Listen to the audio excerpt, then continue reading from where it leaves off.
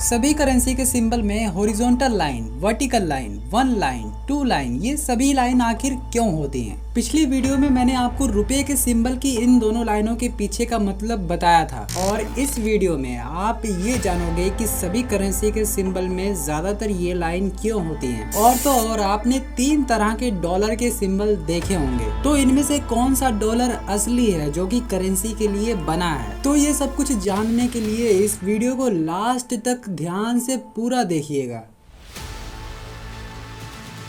तो सिंपल सी बात है दोस्तों कि किसी भी सिंबल को ऐसा लगना चाहिए कि वो करेंसी का सिंबल है। मतलब कि अगर सभी करेंसी के सिंबल में से इस लाइन को हटा दिया जाए तो ये बिल्कुल सिंपल से लगेंगे। मतलब कि ऐसा लगेगा ही नहीं कि ये करेंसी का सिंबल है। जैसे कि देखिए, अगर रुपए के सिंबल में से इन दोनों लाइन को हटा दिया जाए तो ये कुछ ऐसा लगेगा। सिर्फ येन के सिंबल को देखिए, वाई, यूरो को देखिए, ये तो कुछ सी जैसा हो गया, डॉलर को देखिए, एस। मतलब कि ये सब बिना लाइन के सिंपल से लगते हैं। तो ऐसा लगने के लिए कि ये करेंसी का सिंबल है, इनमें हॉरिजॉन्टल लाइन या फिर वर्टिकल लाइन, पैरेलल लाइन, ये सब लगाई जाती हैं ताकि ऐसा लगना चाहिए कि ये करेंसी का सिंबल है। उसके अलावा उसे कोई और पहचान नहीं मिलनी चाहिए। और ऐसा नहीं है कि ये लाइन किसी भी सिंबल में कहीं पर भी जानबूझकर लगा दी जाती है। जिस तरह रुपए के सिंबल की इन दोनों लाइनों के पीछे अपना एक मतलब है, उसी तरह हर किसी करेंसी के सिंबल की इन लाइनों के पीछे अपना अपना एक मतलब है। जैसे कि येन और युआन के सिंबल को देखिए, जो कि 2 करेंसी के लिए इस्तेमाल किया जाता है, जापान और चाइना।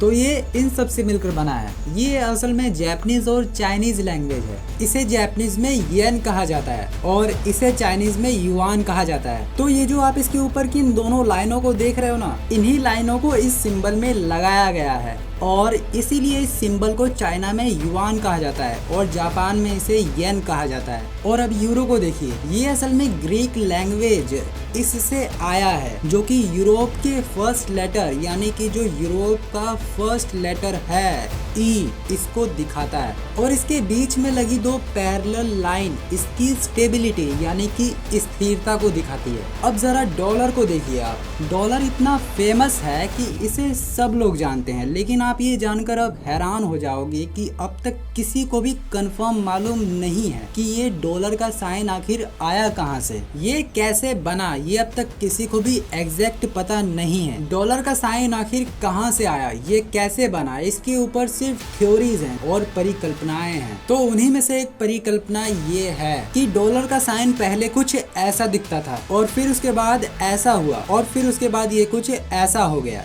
ये असल में स्पेनिश अमेरिकन पैसो था, लेकिन जैसे जैसे समय बीतता गया इसमें भी बदलाव होता गया। और इस सिंबल को देखिए, इसके ऊपर भी सिर्फ परिकल्पनाएं ही हैं और वो परिकल्पना ये है कि इसका इस्तेमाल मोनोग्राम की तरह होने वाला था या फिर हुआ था। मोनोग्राम का मतलब कि एक ऐसा डिजाइन, एक ऐसा लोगो जो कि 2 लेटर्स को मिला करके बनाए जाते हैं, जो कि कंपनी कपड़ों और स्टेशनरी के सामानों में यूज करती है। तो ये डॉलर का डिजाइन भी मनी बैग के लिए ही बनाया गया था, लेकिन ये सिंबल करेंसी के सिंबल को नहीं दिखाता। ये सिर्फ एक डिजाइन है जो कि यू और एस से मिलकर बना है, जिससे कि इसमें 2 लाइन हो जाती हैं, जिसकी वजह से ये ज्यादा बैंक बैलेंस को दिखाता है। तो ज्यादा बैंक बैलेंस को दिखाने के लिए ये डिजाइन उस जगह पर लगाया जाता है। तो मतलब कि ये सिर्फ एक डिजाइन है। अब आता है ये वाला डॉलर, जिसे कि यूनिकोड मिला है। यूनिकोड का मतलब कि आप जिससे टाइपिंग करते हो, यानी कि कीबोर्ड, उसमें इसे जगह दी गई है। यानी कि इस डॉलर को ज्यादातर कंप्यूटर्स और मोबाइल में टाइपोग्राफी के लिए इस्तेमाल किया जाता है। इसीलिए आप ज्यादातर कंप्यूटर या फिर मोबाइल में टाइपिंग करते वक्त इसी डॉलर के सिंबल को देखते हो। मतलब कि जो असली डॉलर का सिंबल है जो कि करेंसी के लिए बना है, वो